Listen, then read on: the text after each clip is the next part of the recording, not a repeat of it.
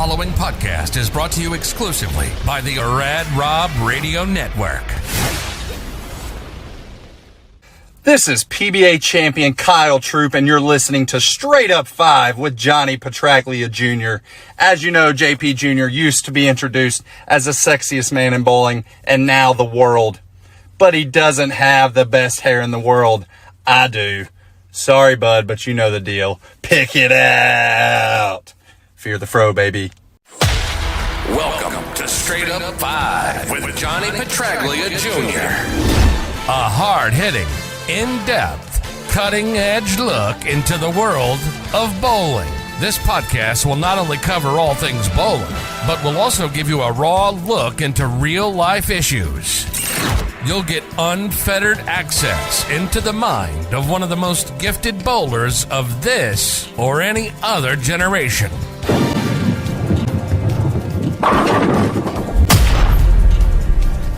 So without further ado, let's introduce you to the hosts of the show. Rad Rob Francois. Rad Rob Francois. Dr. Ocho. And the incomparable Johnny Petraglia Jr. Johnny Petraglia Jr. Hey guys, welcome back to Straight Up 5 with Johnny Petraglia Jr. I'm your host, Rad Rob Francois. This is episode number 61. 61 episodes already. And we skipped a few weeks, so I mean, we could have been at like 90 by now. We had Danny Wiseman on last week. That was the big episode 60. So John Sparone's in the house. What up, dude? What's going on? Art, fuck. Art, Zenny, fuck. Hey, Art. Frank Tessa's in the house. Hello. Mark Boris, what's going on? I forgot what I was supposed to do. Oh, yeah, I got to bring in Ocho. Hi, Ocho. There's way too much ado going on. When there's supposed to be without further ado, you're adoing. So you should adon't next time and get the show rolling. I'm still in Mardi Gras mode, man. So what do you have on your face? I'm a kitty. Also joining us is the third member of the team. He is the sexiest man in the world, and he does not have the greatest hair in the world, as we heard from Kyle Troop. Are you okay, dude? You're breathing heavier than normal. Come on, let's go! Please welcome Johnny Petraglia Jr. What's up, JP? Nothing much, guys. How you guys doing tonight? I'm doing okay. I just don't know what the hell Ocho's doing. I think he looks great. Every time I never know that it's a mask over the mask, so I feel like it's a different mask every week now, but apparently it's not. It's just I don't mean to ruin it. You know, playing peekaboo with Gabriella is a little bit of a thing. You'll get on it though. You'll get the hang of it soon. Got it. Yeah. Usually I cover my face or my eyes when I'm playing peekaboo with somebody, but That's if fair. you think that mask is doing it, excellent. She's 6 months. So hi everybody. Hi Dave, Valerie, Derek, John. Derek. Good to see everybody. We got Valerie. Good We got evening. chicks in the house. Now we're talking. It's Mardi Gras week still. Dave Picow. Now we're ready. Yeah. Nice try on Art's last name. Dylan, I'm glad to hear the ball will be there tomorrow. That's Hello, excellent. Dylan. Perfect. Let me know. It seems to be a extremely goody. Everybody really likes Hello, Jerry. that Black Widow Hello, Keegan. 2.0 hybrid. Christopher. Everybody's shuffling in tonight. We better be on our guys? game tonight. This is fantastic. Thank you all for being here. Rusty's in the house too. What's up, Rusty? Chris, miss you, buddy. Russ, love you, bro. Sherry, hello. Good to see you. Keegan. All right. Definitely doing. We may as well get something going here. Let's ado. Without further What do you want ado, to open with? Everybody's here. Hi, Look at that. Cheryl. I'm more impressed. chicks are rolling in. It's a We only have popular guests this Wednesday. week. Steph's here. Oh, hey, Steph. Hi, Steph. Stephanie's my favorite. Robert, what's up? What's going on? Everybody, dude, this is a banging show already. We're 30 people watching. So we are going to talk about the Wichita Classic. And Simo is en fuego. What a performance by Simo the entire tournament. I mean, he was in the top 5 or at least top 3, like pretty much the entire tournament. Both of us watched this on Bold TV. Johnny, what were your thoughts on Simo's performance? Typical. I mean, typical of one of the best the sport's ever seen. The usual. It was all right. Yeah. He's I'll tell you what he did on the show was extremely that was about the most impressive thing. You know, a lot of people will say when it comes to Anthony, oh, it's impressive that he's won a PBA event, throwing a backup ball. He's versatile. He can hook the whole lane. He can throw it, but to get in a zone on a 46-foot length pattern or a 46-foot pattern where the laws of the game basically tell you can't play the zone that he was in, and then to go out there and do it with urethane on a condition and a pattern that nobody else is even attempting to do that. It was an absolute just awesome expo of the raw talent that he possesses.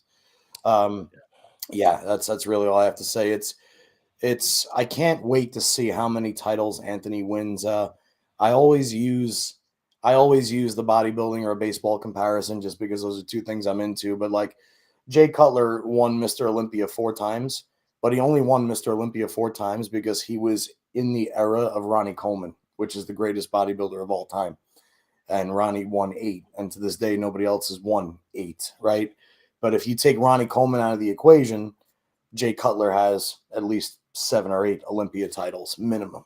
Right. So Anthony Simonson is in an era with Jason Belmonte.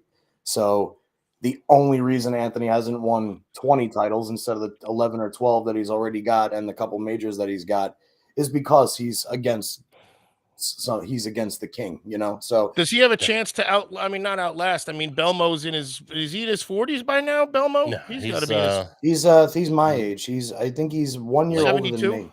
39, I want to say. Oh, my math is off.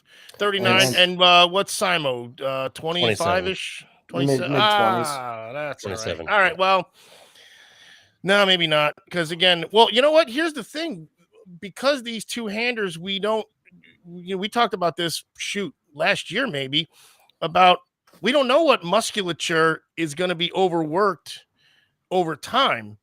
The injuries are going to be similar, but as far as the release only from the release on, but the approach, the bend over, there's so many different muscles you're using. So we haven't found out if being a two-hander is actually beneficial for longevity or not yet. True. That's a great point. But honestly, this is a good topic right now because you're a doctor. So let me ask you a question based off, because you've always talked about how bowling being an asymmetrical sport, we do everything kind of one-sided. Everything is. If you held 2 balls at once, you'd be symmetrical. It'd be safer. Obviously, it's awkward, but go ahead. Right. So, we know that if you're a baseball pitcher, the chances of developing tennis elbow or some kind of rotator cuff injury is pretty high, or it's pretty normal. You know that concussions are a big part of NFL football. You know that if you get in a boxing ring, you're risking your life every time you're in a boxing ring or UFC ring. So what do you see? Because again, nobody has this true answer yet because there aren't any two-handers that are older yet. You know what I mean? There's some people that have taken up two-handed at a later age, but not a two-hander that's been doing it their whole life that's older than, say, a Belmo.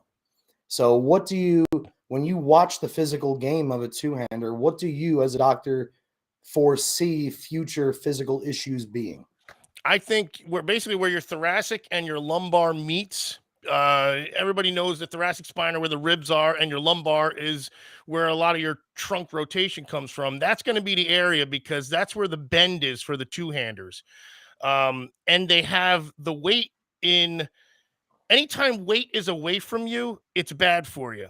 Now they're cradling it, so they might have it a little different, but they're also torquing a little differently because they have to open up just on their backswing. So they might be just throwing off their back, of course, asymmetrically, and it probably won't be both sides of their back. It'll probably be whatever. If they're right-handed, probably gonna be the left side of their back that's going to get overdeveloped from that throw, from opening up and relaxing the right side. But has anyone ever studied the mechanics and what muscles are even used when anyone throws two-handed? That's the other thing. I almost wonder if I could see it being back and maybe I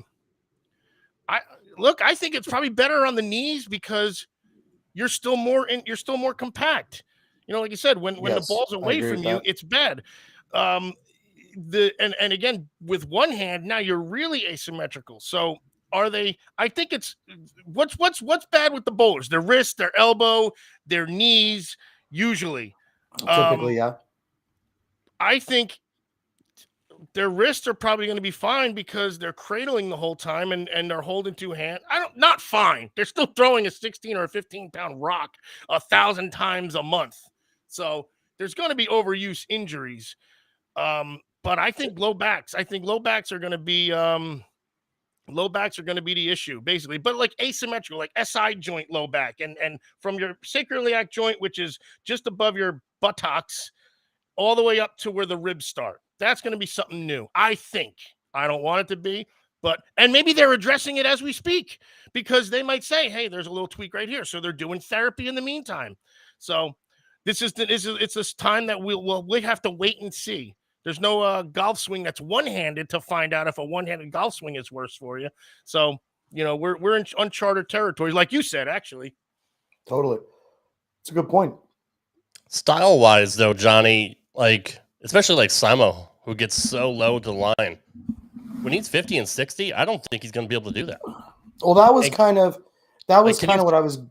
Right? Can you throw two-handed standing up, without a knee bend? Well, that's what the low back. I mean, that's it.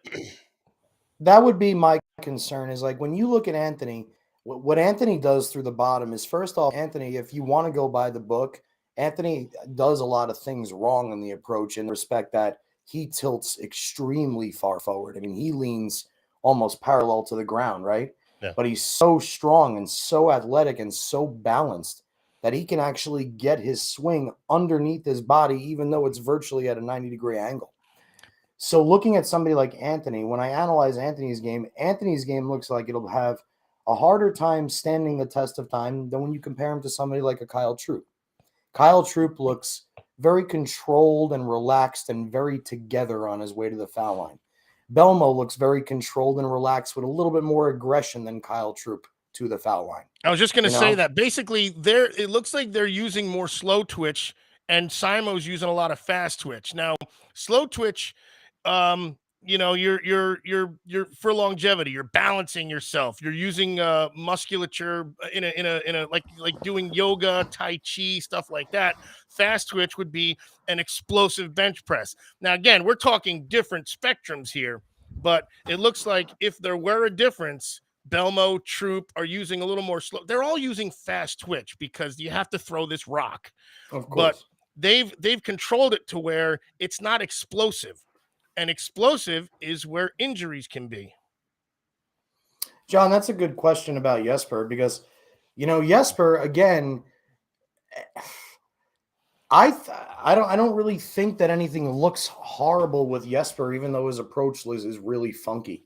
He's got that insanely wide pivot step that goes dead left, which is so strange, but it's partially the reason why the follow through has to go in front of his face to keep the ball on line, right? But Jesper doesn't look nearly as volatile to me as Simo does when you're comparing the two-handed style, from one to the other. But I like what Valerie said here, like as we age, can't bend as well and bones wear out. I totally understand that. Like I'm experiencing that at 38. Like I'll throw shots in league that I feel like are good shots and they're just not going to my intended target. And my teammates, Stephanie's here. Stephanie's one of the people that's watched me, and I'm like, I feel like I'm throwing it really good. And she's like, you're not getting down at all. You're almost like your knee bend used to be so crisp, and now it's like it's not there anymore. I'm like, oh my God, I go back on video and I'm standing virtually like I have maybe a 10-degree bend in my knee. And I'm like, I have to mentally think about bending at the line now, and I'm not even 40 yet. So I definitely agree with her statement. Yeah. Well, these are laws of nature too. That's just it. I mean, that's the one thing you can't even hide from. All the therapy and adjustments and massage and cortisones in the world. Well, cortisones will wear you out, obviously, but all the natural therapy and stretching, and you can delay it, but you can't stop it. That's the thing. And the issue might be with a two-hander is the instant they do have an injury. And you might even see like mechanical changes or something. So that could be something we see down the line too. When we do see an injury, how do they have to cope with it? Are they able to get back to the exact way they were, or are they not as deep? Are they less of a follow through, less of a reach, things like that? Right. And like what Michael says here about another guy, Spencer Robarge, that's another young guy who has a more volatile two-handed game. I mean, he's way more quote unquote fast twitch than say like a Kevin Williams. Kevin Williams is a little bit gentler to the foul line compared to Spencer. But anyway, that's a. I don't know. I don't know how Keegan, anyone can. Sorry, I don't know how anybody can do that when they get older. Like your dad learned to adjust, by not bending his knee as much, but that's a lot easier to do when you're not twisting your arms and your hips, sideways and having to come back around. Like to me, I don't think it's sustainable. I mean, it'll be really interesting to see what they do if they hit the senior tour or if they just retire. Maybe they decide they can't do it. Well, again, I mean, we've seen some of the best players in the world, like Walter Ray is in his 60s, and we've seen him try two-handed. So it's certainly going to be, you could certainly do it at an older age. But again, we're curious about the time under tension, so to speak. A couple thoughts, because I haven't hit any of Keegan's questions yet. Keegan, Sean Maldonado, very gentle game. If anything, because of the hop, I feel like he has the least amount of pressure on himself compared to the other two-handers, just because there's not a lot of moving parts there. And like Oach said earlier, it's a very compact game. Same thing with Packy. Packy's got really fast feet. He's long and lean, but I mean, Packy looks like a one-hander. Like he throws it like a traditionalist. He just happens to throw it with two hands. Stephanie says, have you noticed the performance difference in either direction since coming off of hurting my back? Yeah, I did.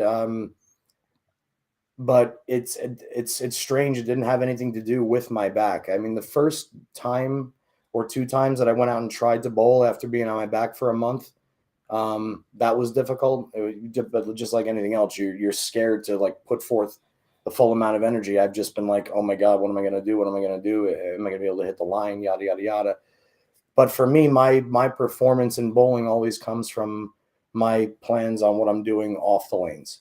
Like when I was down for a month, I wasn't in the gym for a month. And now I go to the gym 5 to 6 times a week, every single week. So when I was down for over that month, what happens is, forget about losing the muscle mass or anything like that, but I lose a lot of strength. When you start lifting heavy, especially, and you lose and you give back that strength, that was one of the hardest things to overcome for me, because I got used to the execution being there almost subconsciously, because I had strength. You had all that stability going from the muscle already being stabilized, basically. Exactly. So, but no, if anything, the only thing I've noticed is as I've gotten back into the gym, my performance is going up and I don't feel any pain in my back whatsoever. The only residue I have from the injury is I have nerve damage in my left leg. The outside of my left calf muscle is basically permanently numb. And I'm assuming it's going to be numb for the rest of my life. So it might not be. It can come back. You got to get traction. Nerves can regenerate up to 2 years, and especially when yours just happened out of nowhere. So that could come back. Got to get an inversion table or a good chiropractor like me. Yeah, well, just move here. But that works. $100,000 a year, cool. I could do it. No, I can't. Yeah. What the hell was I finishing? But what the hell was I saying with Steph? Your performance, and now that you're back working out. Yeah. Oh, yeah. So I said you could literally stab me in the calf muscle with a dagger, and I wouldn't feel it. And the very bottom of my left foot, like in the section of the balls of my feet where the 2 center toes are, the entire bottom of my left foot is completely numb.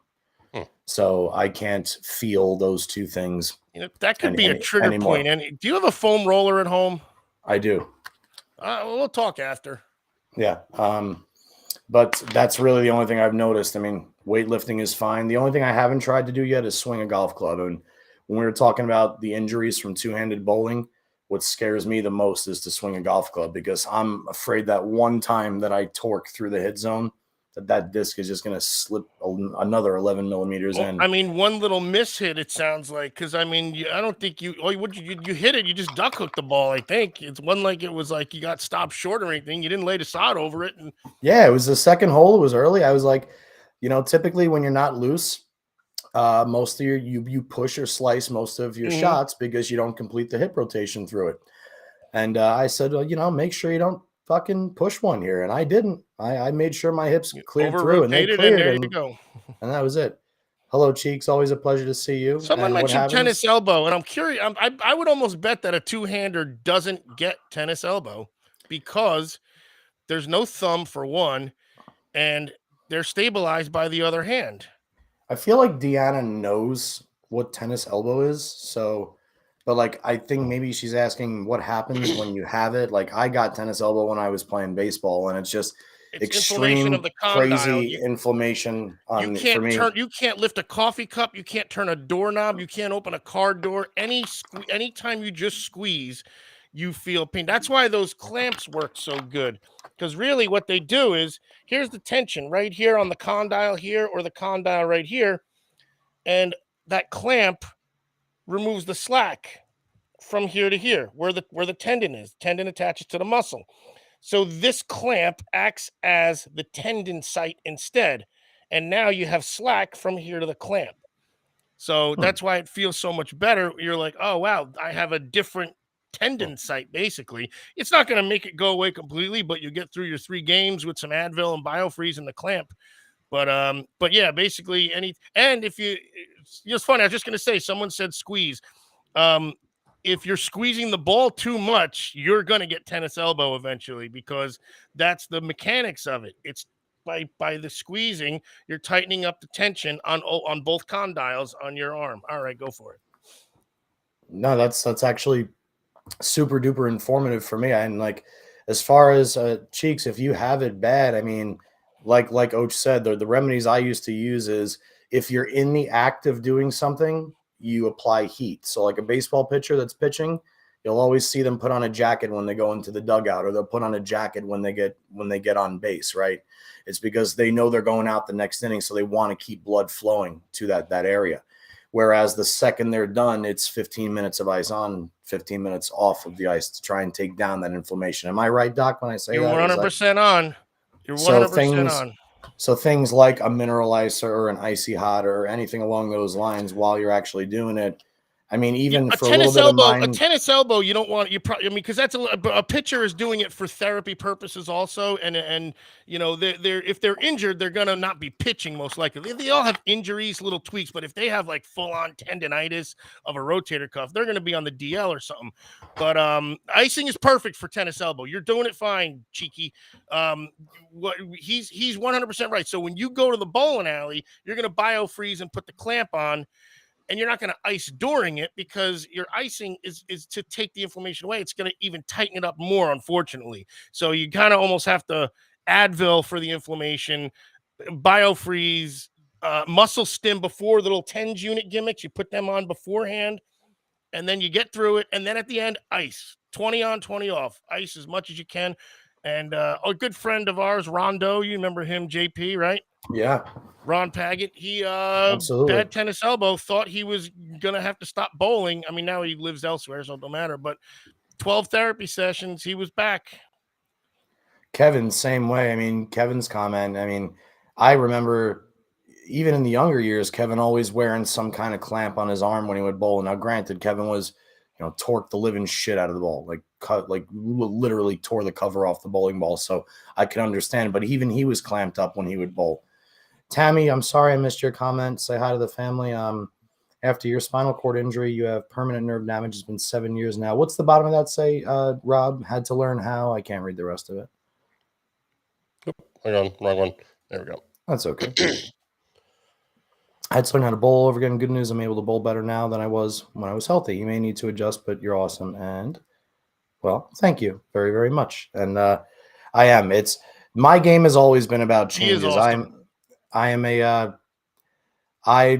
My game changes with my body change, and my body changes quite frequently. It's changed so much in the last 5 years, going up and down between the initial weight loss and then the muscle gain, my swing, it's amazing that my swing still even goes backwards before it goes forward. That's like true. that. Yeah, you were, your lats were almost in line with your hips, and now you're so much wider and tapered in. You're a giant V, and your lats are almost in the way, and you're 3 feet away from your hips because you're so damn wide. We could show a movie on your back, But targeting that, and that's so funny because and that'll that's, make you reroute, though, won't it? it not necessarily makes me reroute, but what it does is what Well, the my average eyes, person. what my eyes see now is not like, in other words, when I feel like I'm playing straight up 5. Oh, when I feel like I'm That was a playing, do. thank you very much. When I feel like I'm playing straight up 5, when I actually think I'm playing straight up 5, I'm playing 12.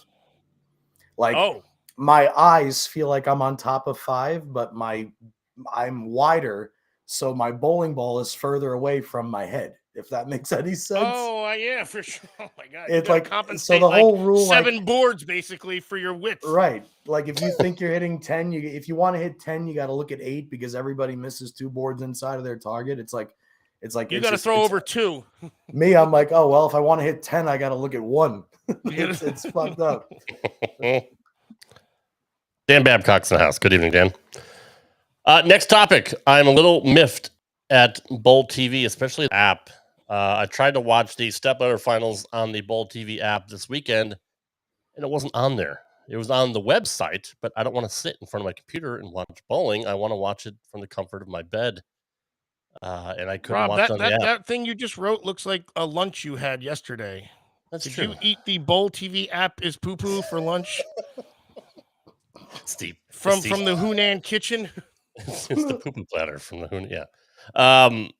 No, for all this money they put into it, all this money they expect from us to pay each month or per year, you think they could do better. And if they're going to have an app, you got to make sure that all your videos that are online on your website are on your app. So I don't know who's in charge of it, especially when you're the only home for bowling now, and that's what you're promoting. This is where bowling lives. Well, apparently not all of it lives there because it's fucking somewhere else.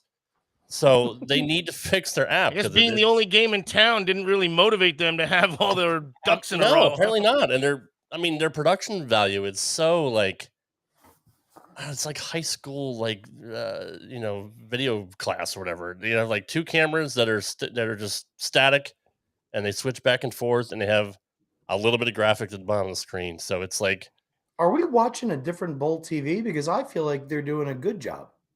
I understand what you're saying, that He's probably thinking of ABC though, right? Like, why? Well, no, hang on. My question is because remember, I bought the U.S. Open to watch, and then I did some commandeering of somebody else's account to watch the stepladder. Thank you. But I mean, again, I only watch it on a computer. Like, I'll have it on when I'm at my work computer. I'll open up another laptop and I'll have it next to me, right? Right. But I think that the commentary is good, and I feel like commentary's good. Yeah. They have a camera on every pair, but you're saying that you were unable to, on your mobile device, actually watch the stepladder live? Yeah, it was not available on the app all weekend. Not even like is Monday. That the constant all the time? Is that? I don't know, because I just started using it, so I can't speak for any Was other it on tournament. demand like later or no? No, that's what I'm saying. Like, it was on live, but then after the fact, it wasn't in the archive. Oh! To be You able to couldn't watch find it if you missed over the it. weekend. Right, exactly. But if I go on the website, it was there. So what I'm saying is the same thing that's on the website should be on the app. If you're paying for the service, that's all I'm. JP, you watch on the app or the website? You watch on the app, right? Because you're looking at TV. No, I like when I go to Bowl TV, I open it up on a laptop. Okay. So you now I have watched Bowl TV in the past on my cell phone also without any issues. So this is news. This is news to me. But are you still using the website or the actual app? Because I know there's a difference. I don't have an actual app downloaded. I still see, so the website's consistent. It sounds like, and the app is where all the glitches are. Got it. And since I don't have the app, Rob, that's why I was a little confused. I got now I understand. Rob, while you're on that, and you guys, and again, take this in a bit when you're done ranting if need be. But like, I was watching a little classic bowling because that's sort of my jam. Yeah. And Chris Schenkel is talking about how like he's like, we have, be sure to join us 16 weeks in a row. here on ABC. And I'm like, that's freaking 4 months of bowling on TV. What happened, dude? Like, has anybody said what happened? Like, yeah, we had the U.S. Open, and then nothing's on TV for a month. No. I mean, what happened? They had 16 weeks. Yeah, well, I know I'm talking 1985 and 1986. I get it. What is there any reason, any excuse, not excuse, what happened? What happened that in 1989 there was only 15 weeks, in 92 it was 14 weeks? Like, is it a generation that just stopped watching? Do they have any idea? Sponsors just went to other sports. Like, someone has to, because if anything, they did have big sponsors back then. Well, no, of course. Yeah. Budweiser and Firestone and and they had a contract with ABC and Wide World of Sports. Okay, well, that's true. Okay, so they had a was it ABC that said, I don't want this anymore? Like, is the networks? Was it the execs? I don't remember. I actually, well, not that I don't remember. I don't know, but I know that the fall of bowling started when the contract with ABC expired, because you took it out of primetime television. 97-ish, is that when that was? That was the last year, yeah. The 1997 St. Clair Classic was the last TV show. Did it plummet or did it steadily go down? No, I mean, like, that's the craziest thing is I always use certain tournaments that I always recognize and remember the purses of, okay? So just to give you a prime example here, the Johnny Petraglia Open from 1990, it started in 1991, but I'm going to go from 1993 to 1997. In those years, 93 and 97, first place at the JP Open was $34,000. From 1991 to 1992, awesome. It was $29,000. 2000, 2001, it was $30,000, and then the JP Open stopped. The Tournament of Champions in the same era was $60,000 to the winner. And when it was the Brunswick World Tournament of Champions, it was $60,000 to the winner and a new Brunswick Bayliner boat. And you got, now the Tournament of Champions, I think, pays $100,000, which is new, but there was a period where it was only paying 50, which is less than it was 30 years ago. And the regular purses of the tournaments right now, like for instance, in Shawnee and Wichita, the first place prize check was $25,000. $25,000 was roughly the prize check for the Quaker State 250, the PBA National Championship, the True Value Open. Those are all tournaments that paid around $25,000 for first place. So they have figured out a way to make the money almost as good as the money was 30 years ago. And then they bump up the top in the larger events, make it top to make heavy, it look like they're giving away a lot more money. When in retrospect, they're not. Well, I mean, if you factor inflation over the last 30 years, it's not. Yeah, that's exactly what we're talking about right now. Number, right? Everybody knows 30 years ago, if somebody made 50 or 60 grand for a tournament, it should be about 250 grand right now. You know what I mean? Like, maybe even more. Exactly like what Chris said, it's stagnant and it's going backwards, and it may be stagnant now, but it went backwards for so long. Derek brought up sponsorships, and we can always talk about that, all the money related reasons why it's struggling. But one of the main things, again, is exposure. Exposure is something that is so easy to do nowadays. I mean, I know more about people that like to dress up as elephants nowadays than I ever thought that I would have known. You have to get exposure. So at least in a time when it was on ABC, first off, there was no social media in the 90s. Their internet was relatively new. So people still looked forward to doing certain things that people no longer look forward to doing anymore. Like, eventually everybody stopped going to Blockbuster Video and they started going to Netflix, right? I mean, certain things die out over time because there's no more need for them or any more exposure for them. Bowling used to be on at 3:00 on Saturdays on ABC. Number one, Saturdays, most people used to work from Monday to Friday from 9 to 5, and they would be home on Saturday. Bowling families would take their kids bowling for junior leagues in the morning. Then they would come home. The kids would eat a snack in front of the television and watch bowling at 3:00 on a Saturday. Yep. Kids that didn't bowl are turning on cartoons in the morning. Then they're going out to play and they're coming home for lunch and bowling is on. Then And the And best there's part only about 8 it was channels at this point. 8 channels for most people, then you know, besides cable. absolutely. And then the best part about it is football wasn't on Saturday. There was no football game that people would rather turn on Fox or CBS. So there wasn't 1,000 channels on a television. The bowling had the exposure because like you guys said, 16 weeks on ABC, 36-week season across, whether it was CBS or ESPN, whoever covered it when the main tour wasn't being broadcast on ABC. Wow. What? 36. I mean, just that's tour. That's a freaking tour, Well, man. Yeah. ABC had the winter tour, and then ESPN or CBS or whoever else, depends. Every league they do a spring tour or whatever. Like bowling was almost year round back in the 80s and 90s. Mm-hmm. So now, first off, the absolute worst day you could ever put bowling on television is Sunday. Mm-hmm. Yeah. It's the absolute worst day. And even if you're not in football season, it's a shit day because it's not a super duper watched sport to begin with. And if you put it up against anything like a prime time sport like football or Sunday night baseball, no one's going to watch it. I think even golf, because golf is the final round on Sunday. I think golf rips a lot of it too. I mean, and NASCAR starts in February. They don't have ratings problems for some reason, and they got all 4 days on TV and golf. And Fox does NASCAR and PBA, so that's just a conflict of interest. That's when it goes to FS2 or FS1. Sorry, FS1. So, well, you guys said college hoops was interrupting the U.S. Open, and I mean, like, it was women's college hoops for a half hour. That, but like that's no, but it's imagine pointing like out just the facts, right? Imagine the Masters at Augusta and the final round starts. Even though the leaders they don't tee off for 2 more hours. Imagine that getting preempted with a basketball game or something like that. Like, it just ain't gonna happen. See, like, Chris is bringing up some good points here because this is what I'm talking about is Chris is the guy that got me into bodybuilding, in case you guys didn't know that. He was the one that actually started my training a little over 4 years ago.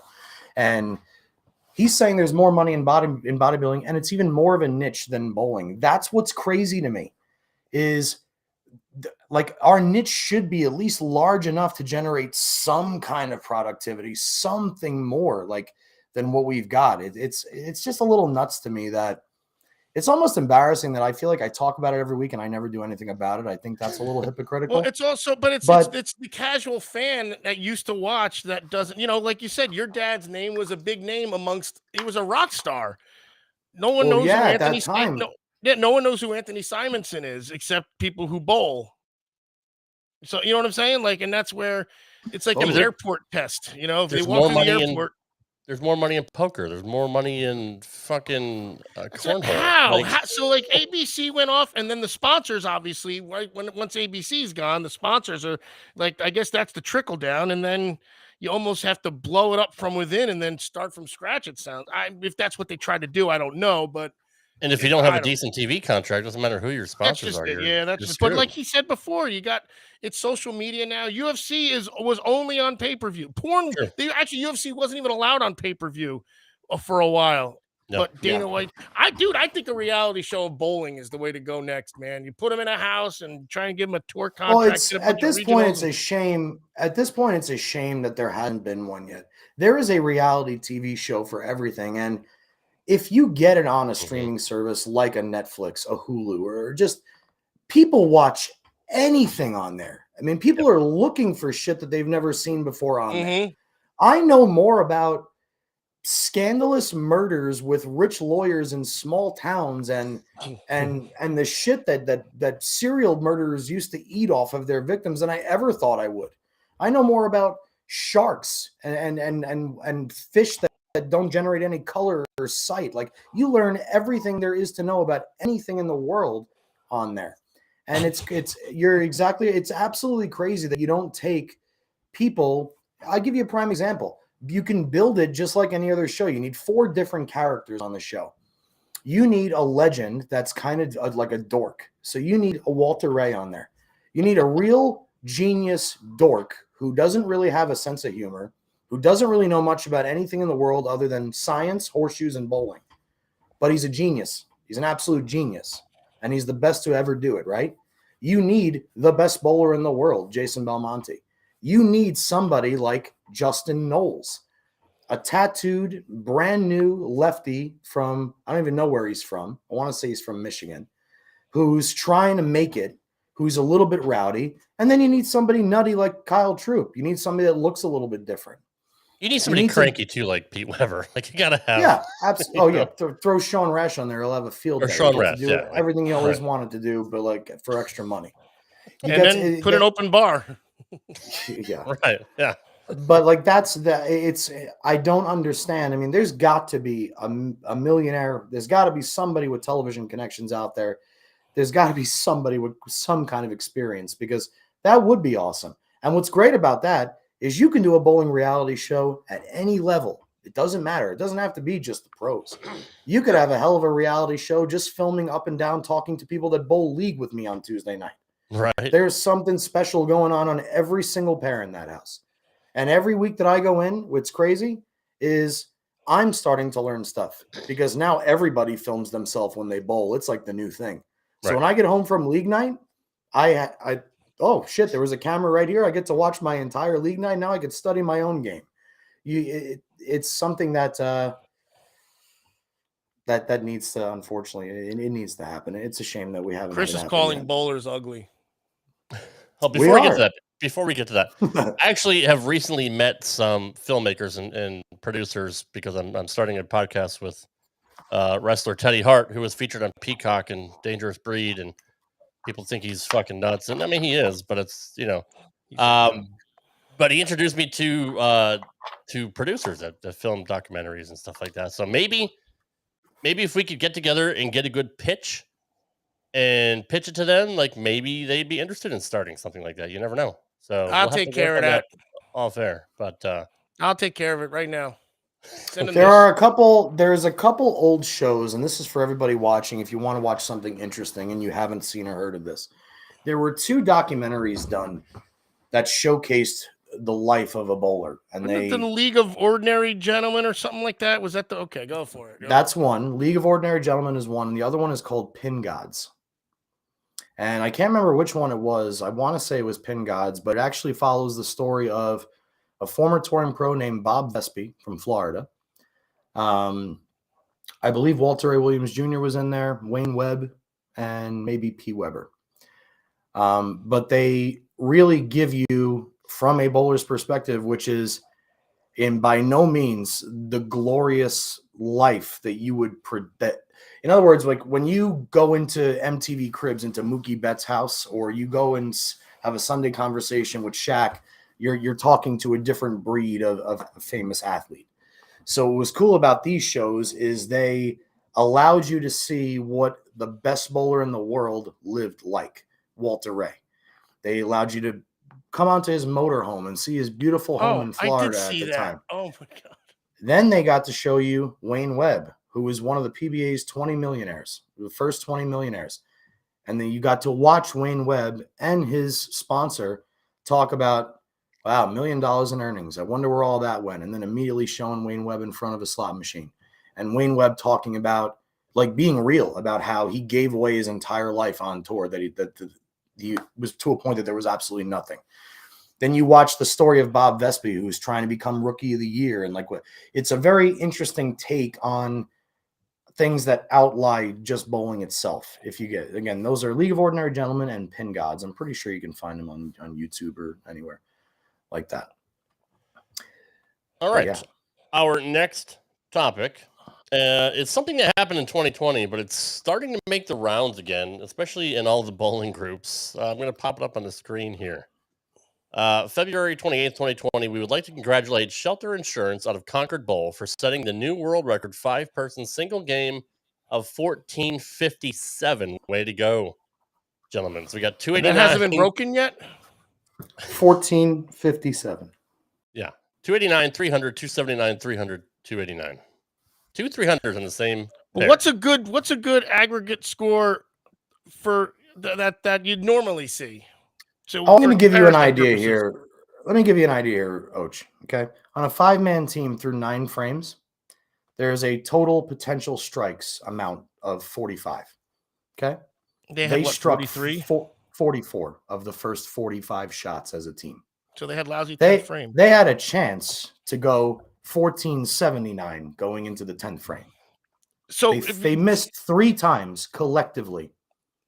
I get it. I get in one that game. it's a high score. So what would be a good score? Like, let's just so for comparison for the average fan, the casual fan, when they say 1457, well, what does that mean? What would is 1200 a good score? I'm trying to think of I can't add some quick. I'm 230 in league. So if you have 5 of me, that's 150 over. So 1150 is a good game. Oh, that's averaging 230. Yeah, if you average 230 and so does everybody else on your team and you all bowl 230, you shoot 1150. Oh my God. 1250 is massive. That's everybody averaging 250 for the game. I mean, I could see the scores were huge. I wasn't but so now to put it in perspective, we know how hard. The best game you can bowl as a 5-person team is 1500, and they shot 1450. Yeah, it's like 7. Yeah, that's yep. I got you. Yeah, someone will beat it. Yeah, somebody will beat it, and that's what's so nuts. Like, I respect throwing that many strikes.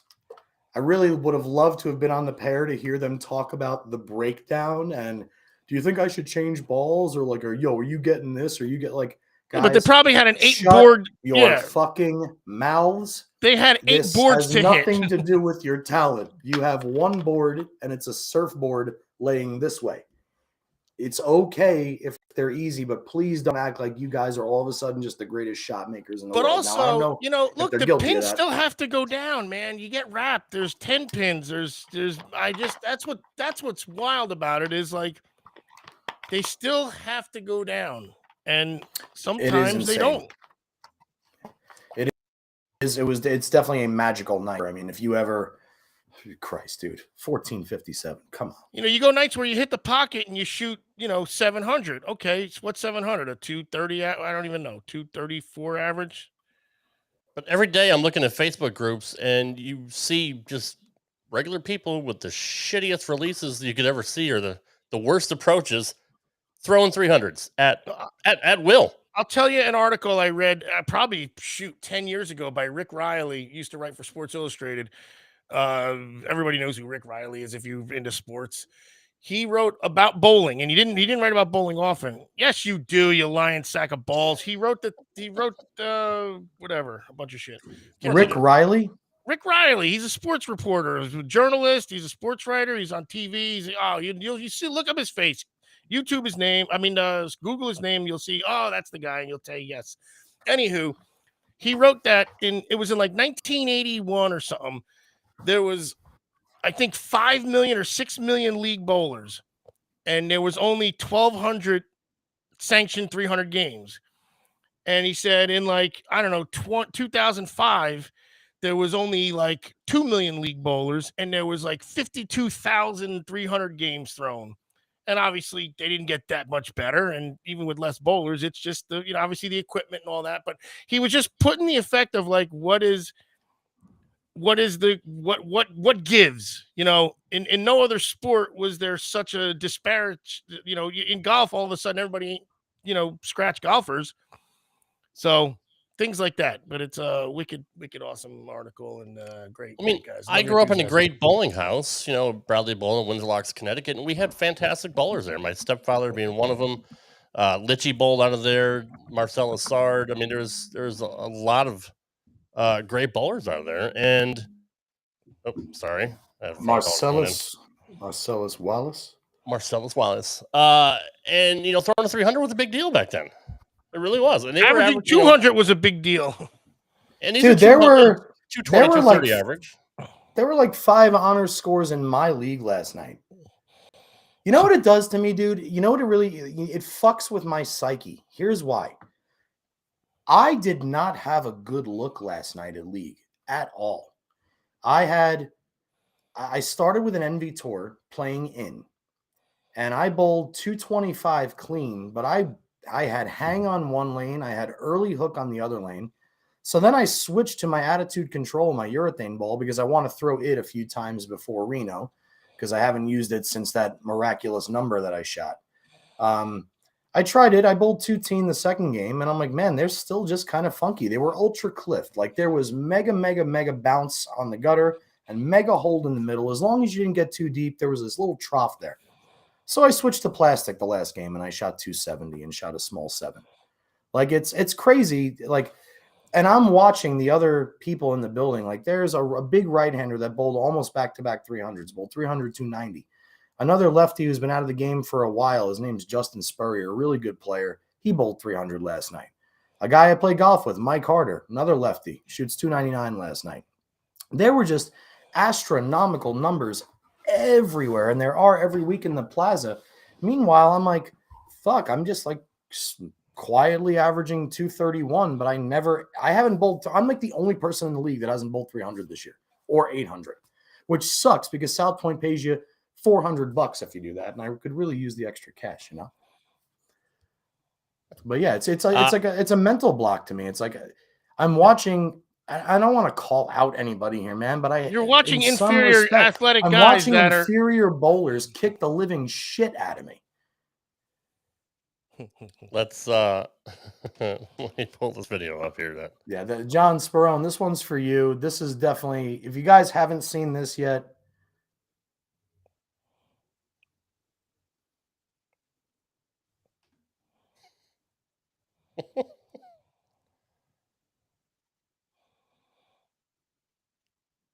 Wow. One more time. I feel like we didn't see the beginning. Sure. Here we go. I don't see the issue. No, me neither. I think it's absolutely perfect. All right, here we go, buddy. Do your thing. I mean, up to the release. The release is he's standing on for a free throw, Patrick Ewing style. Now he's going for a Randy Johnson fastball. Actually, I looked like more the like a Jeff Facero kind of fastball. And he couldn't even bury it. Come on, dude. So here's the thing about this video. I don't know if it's real. I don't know if he does it every time. But that guy looks really, really good in steps 4 or 5, doesn't he? That's what I was saying. Basically, his release is good. Yeah, I know. So I don't know if that was a joke or not. If he really, really does that every time, I'd like. It's a long night of bowling, too. I would like to speak to his coach. Yeah, and that's a really long night of bowling for everybody else involved. And he had, like Steph said, it was so much work just to get 8, and then the slap afterwards, like he expected it to be more than that. Like, what are you doing? Chris says it's real. Chris, why is it real? Chris, please don't make me shit on this person. I don't even know Still them. real to me, damn. Why is it real? Do you know this person? Tell us why he does it. Please. Stephanie, that was so much work just to get 8. Yeah. It was. Yeah, you feel like the guy said, it's like watching Norton from the Honeymooners, and Ralph's got to go, well, you hurry up with this. There's a kid that shot 300, I don't know if it was this week or last week, and when he bowled, like he turns his hand completely around, like he spins the fucking ball and then releases it. Like when it comes in his backswing, he like twists the ball and it comes back around. He shot 300. So I mean, like unlocking the key or unlocking the magic and then locks it as he releases it. And people give him shit all the time in the Facebook groups. But. Chris said it's real and he's 220. Thank you, Chris. Thank you very, very much. I'm trying it tomorrow. Now we have to discuss it a little bit more since it's real. I'm trying it tomorrow. So somebody send me that in my inbox. I'm going to try it. I guess I have to try it too. I mean, it's in your Facebook message. With your bad back, you shouldn't be throwing anybody. Not for nothing. Mike Lickstein looked pretty wacky getting to the foul line. And yeah, but he didn't do a fucking a tango or whatever. Like, whatever that was. The guy was like serving. As I say that, Chris a tray. He was like serving somebody's dinner, as he's standing there. Like the only thing I like was the shimmy. Tails. Yeah, that was it. What are you gonna do? That's what do I have? He learned to release at least. League talk, Johnny. How you doing in your? How you doing in your league, buddy? I'm doing okay. Like I said, I'm on a stacked team. I'm on a really, really good team. I've shot anywhere between 7-0 and 760 pretty much for the last 2 months. I don't know if I ever broke anything trying to imitate Lich, Chris. I definitely may have fallen at the foul line when I tried to plant and possibly rolled my ankle. Rob, do you have something else you want to discuss? Because if not, I have two things that I wanted to bring up. Nope. I got nothing else. What else All do you right, want to talk about? well, the first one is a post that I actually spotted from Jeff Riggles, the famous sports reporter for bowling. He made a post. He made a post earlier, and I'm just curious what everybody's thoughts are on this. Chris, you have a better memory than me, bro. You know mine's gone. If you remember what it was, let me know. I don't know. And Jeff, I totally agree. I mean, imagine 3 more of that guy bowling at the same time as him and people walking in just to go bowling. Like, what the fuck is going on here? Riggles writes, in the greater Dayton USBC, so that's Dayton, Ohio, United States Bowling Congress, there was a tournament conducted and it allowed a team to wait past the start time instead of the late player getting 0. So in other words, if you're late for the start of the tournament, typically the person or persons that are missing get 0 for the frames until they show up. They don't just delay the entire tournament. To be clear, there was no weather, crash, or act of God type thing. I was just told that USBC declined a petition/appeal to right this wrong because the team that they waited for won the tournament, and they would not have won the tournament had those frames been filled with 0s. Riggles says if there's rules, they must be enforced. If they aren't enforced, they need to be changed or eliminated. Failure to do that makes you shy of being a real sport. So the Greater Dayton USBC writes, I'm aware of the situation that occurred on Saturday, 2/18/23 during the 10 a.m. shift. The officials working the tournament that day allowed the team to wait. After discussing with USBC headquarters, the scores bowled will stand. This is an unfortunate error. However, the decision has been made and this is final. Please do not comment on this post. If you have any questions, contact the office. So, what's your guys' take on that? You enter a team tournament, you go with all your buddies, whatever, and they hold up the tournament so somebody can get there on time instead of giving that person 0s, and that team wins the tournament. Unless it was a funeral procession, that's horse shit, man. Why? It's absolute horse shit. It's absolute horse shit, especially if it's spelled out what the rules are for missing frames. It's not like it was an area like that's gray and you're like, well, that's a new precedent. We don't know what to do here. Let's vote on it. You've had this shit in place. That's so, what a discredit. What a discredit to the people that showed up. What a discredit to this sport. But that's it. It's such gimmicky shit like that is all that's making a mockery of it. Because who's going to take it seriously then? Who's going to even want to bowl in a tournament again? Exactly. You're like, some dude's going to show up in an hour and they're going to let him pre-bowl and then fucking whatever. You know what I mean? Tammy, to answer your question before it goes by, typically in league, if you're late, you have until the 4th frame and you don't get any 0s. That's what typically, I know. if you show up late to league, if everybody else has completed 3 frames and your guy shows up, they bowl their 3 frames. They don't get any practice. They don't get any 0s. They don't have to wait till the next game if they're there before the completion of frame 4. Right. I don't think that has changed. That's always been a pretty steady constant there. But yeah, so basically what everybody else is saying is exactly how I felt about it too. I want my money back. It's bullshit. No way it should be allowed. Jeff says, wouldn't it be like being late to league where you get until okay. So Jeff says it's the 3rd frame. It may actually be the 3rd I think it depends on the league. It could be, but there's always that. It's less than half the game for sure. Right. USBC is a joke. Yes, we absolutely know that. Thank you, John. Yeah, it was 5th frame by Derek says it's in frame 5 where he is. Chris says the obvious. Yes, we know. Chad sucks. Well, as far as the USBC, yes, the teammates will usually slow down, like especially if you know the teammates on the way. Dude, I blew a tire. I'll be there in 10 minutes. Go grab a beer or something. Yeah, okay, fine. But this was a tournament. You know, this is like if you miss a roll call in PBA, you get fined. Sorry, go ahead, Rob. No, you're fine. Regarding what the USBC said, they don't want to contradict with the people that are running the tournament because then you're going to have heat with each other, and they don't want to do that. It's a funny analogy, even though it's fake. And Ocho might know this reference. This happened in wrestling back when Hulk Hogan lost to The Undertaker.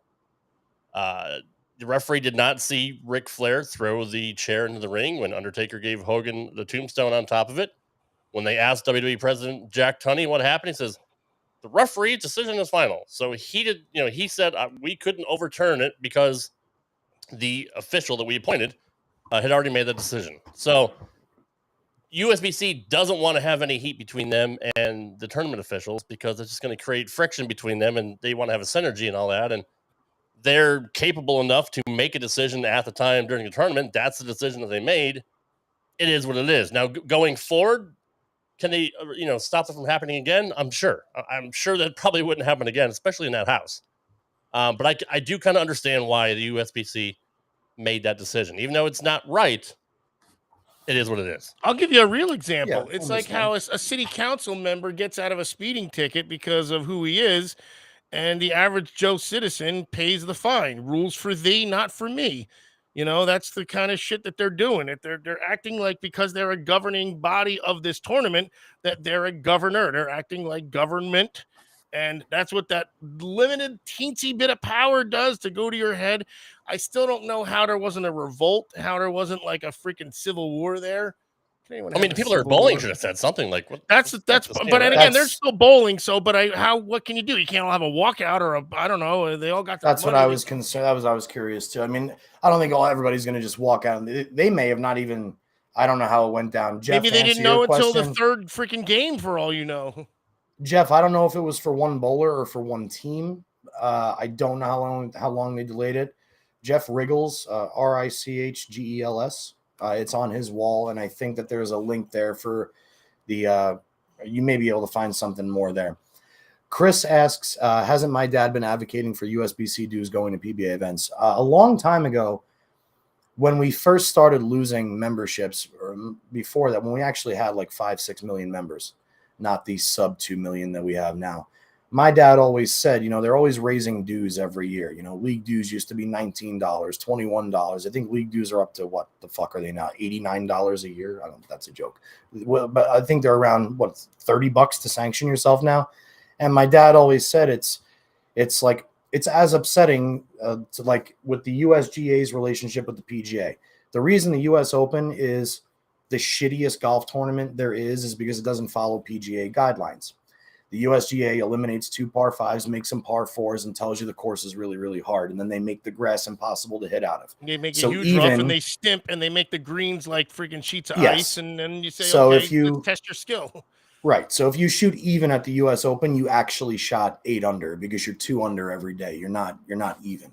So when you win the US Open at +3, it's a skewed system. So anyway, that's why the USGA sucks because it doesn't follow the guidelines, right? The USBC, it's the exact same thing when you compare it to the PBA. They are completely separate identities. They're entities. So my dad's thought was always, if you're going to charge normal Joe Bowler $22 a year in dues, charge them $24 a year. And then of the 3 million members, take 2 of those dollars, which is $6 million, and put it into the yearly prize pool for the PBA. Give them $300,000 top prizes at the majors. Give them $100,000 first place prizes at the regular stops. Distribute 52 checks a week like you used to. And instead, they don't do anything like that. Now we have limited fields to 66 players, PTQs that have a 1-in-8 ratio of bowlers that actually make it, and a dying sport. Even though that they'll push and they'll constantly say, Johnny, you don't know what you're talking about. The ratings are the best they've ever been. We're getting engagement from fuck you guys. I mean, with all due respect, kiss my fucking ass. Because when there's only 8 telecasts per year and they brag about the ratings, if you put on one Yankee game a year, you're going to get an awesome rating, but every Yankee game's on. So the ratings probably go down after game 130. And if Kyle Troop or Jason Belmonte are making $1 million a year, take a guess what happens, guys. Randomly, a bowler has a shoe in Foot Locker, or a bowler has a jersey on the wall in Champ Sports. Something like that could actually happen, like we always say, but it's always about money.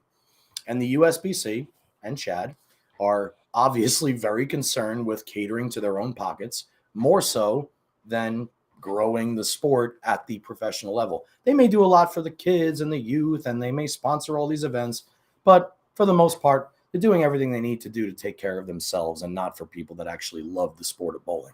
Can't you say the same about Bolero too, though? 100%. The exact same wagon. They're on the exact same wagon. For at least for me.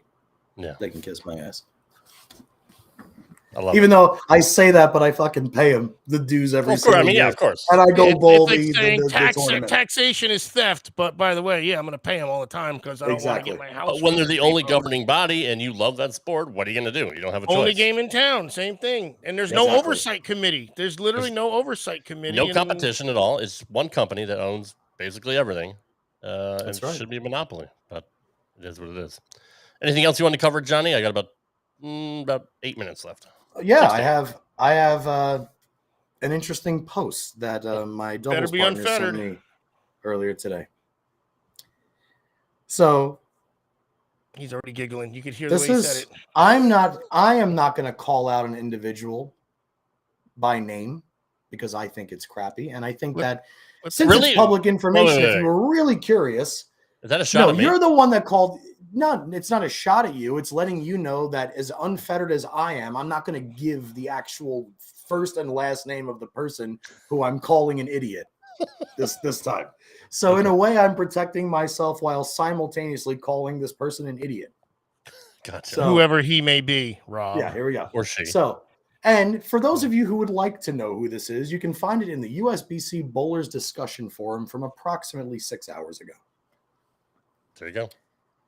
It says, now granted, this has 16 thumbs up, wow faces, and laughing faces, but it has 116 comments. And then Stephanie was gracious enough to highlight what most of the comments are by just selecting 2, which I'll read for you after the post. I got to join? Oh. Yeah. Christ. So. Okay. I'm not going to say the person's name because that would be indiscreet. Jim Snell says this. So, yes, I just did all of that for nothing. That's awesome. Somebody contact Jim Snell right now. What do they call a tournament where you only bowl one game on a pair before moving to a different pair for the next game? Isn't that a tournament?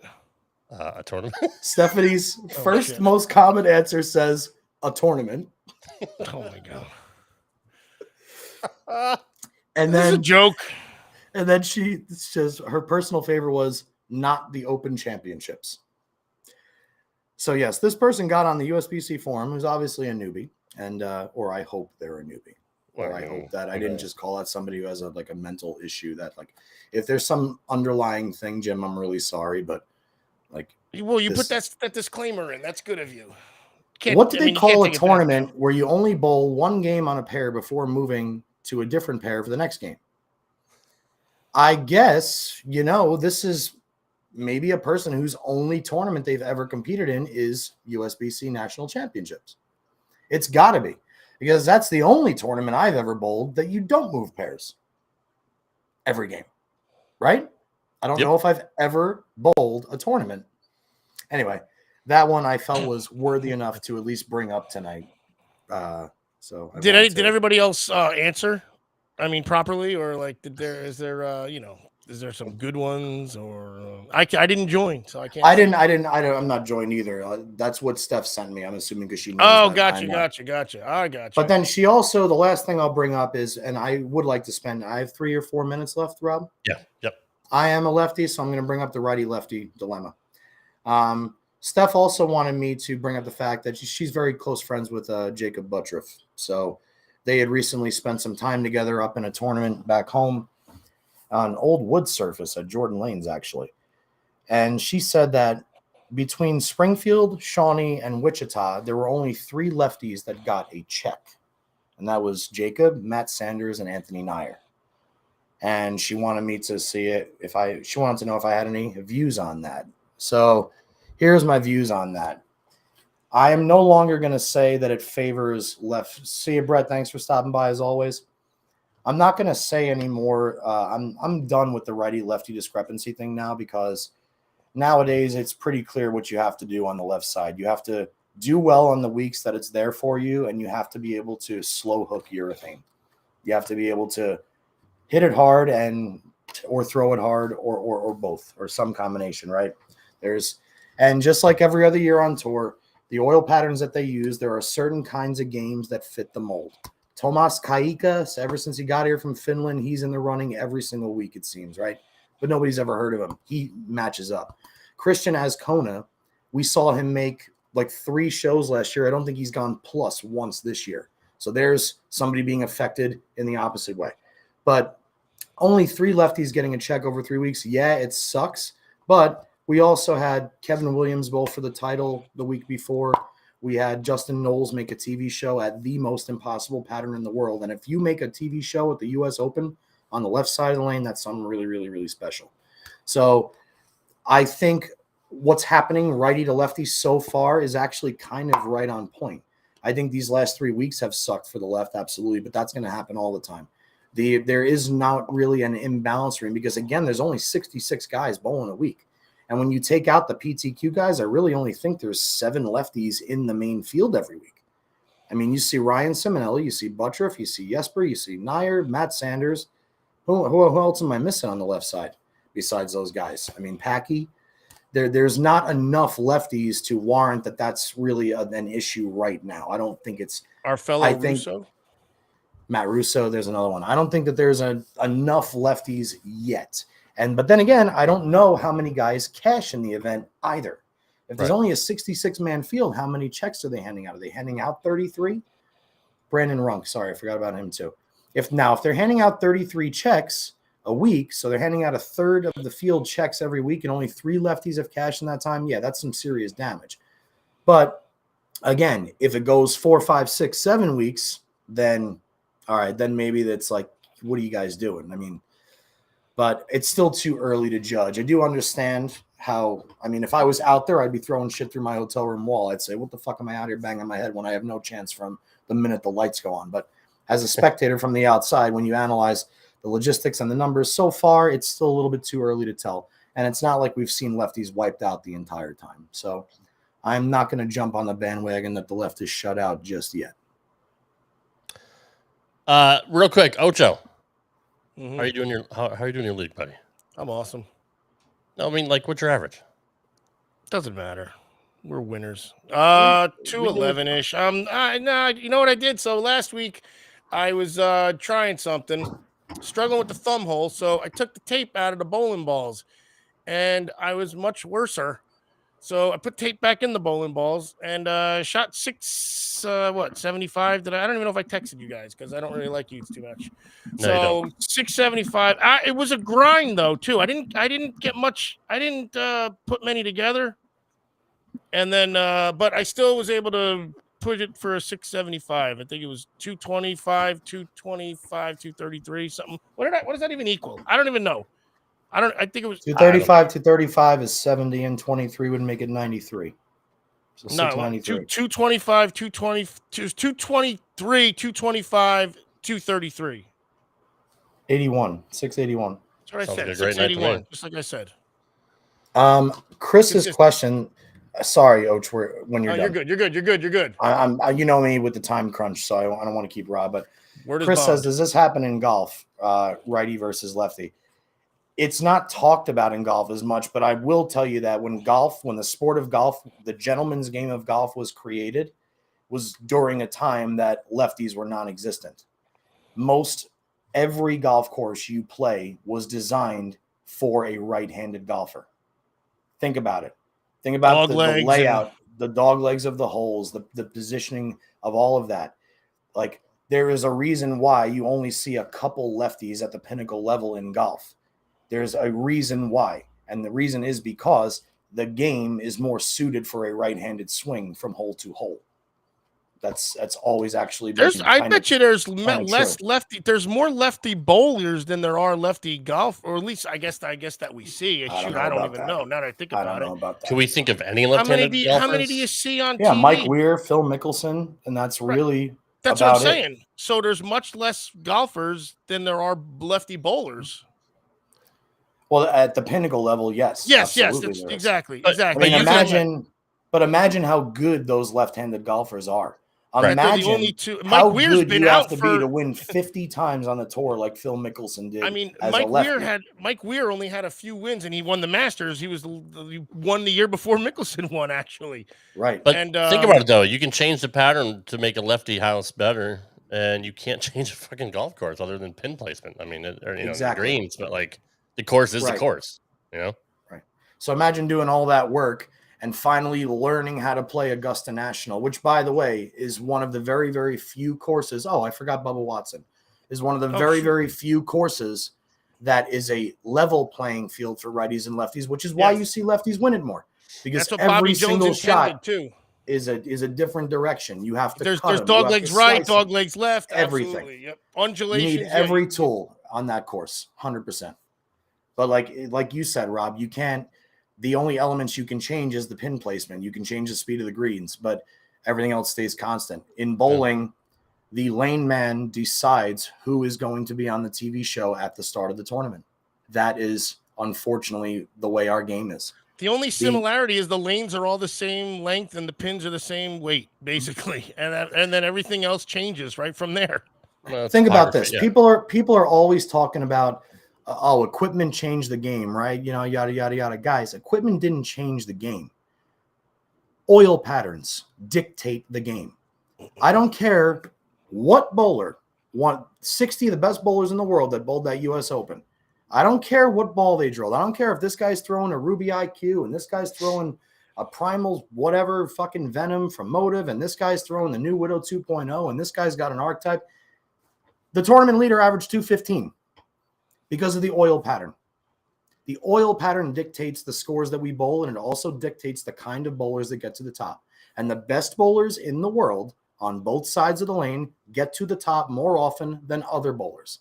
The best bowlers in the world, Weber, Belmo, Simo, Parker Bone, Mike Albee, Earl Anthony, Mark Roth.